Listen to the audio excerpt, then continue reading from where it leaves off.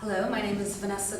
I work for the Portuguese Ministry of Foreign Affairs at its mission in New York to the United Nations. And I'm here to speak to you this morning, or this afternoon, whatever the case may be, on the Global Partnership, or Goal 8 of the Millennium Development Goals. My colleagues have spoken to you about the previous 7 goals. Goal 8 is about how we're going to implement and make sure that these goals happen.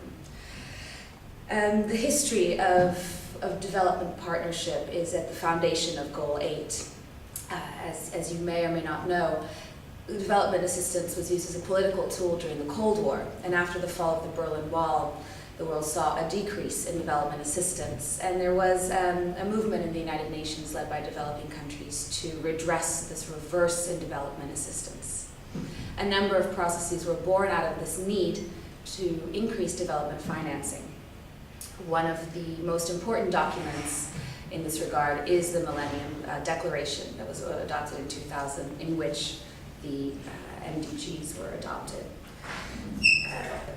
This global partnership is about shared responsibility from the North as donors and the South as recipients, where the developing countries themselves lead in their own development by developing national strategies in which they select the priorities, and the North or the donor community, be it donor countries or the international community at large, finances and assists them in this regard.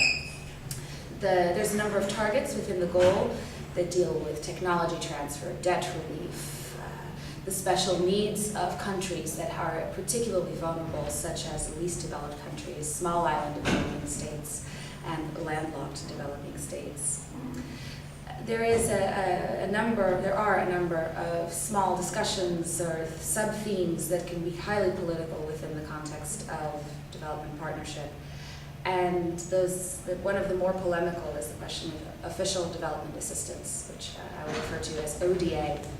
ODA is money given by official agencies from donor countries to either developing countries or international organizations to fund economic or welfare development. And a majority of that, 25% of that money has to be granted on a grant basis. What's interesting, however, is the donor community that defines who donors are and defines what assistance is. And there is some controversy in that regard. Who are donors? If you're interested in the definition of what a donor country is, you can go to the OECD website.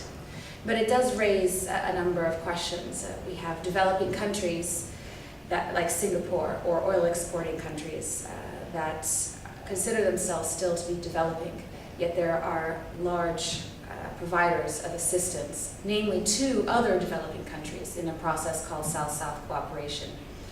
So this is another part of the global partnership in its broadest sense.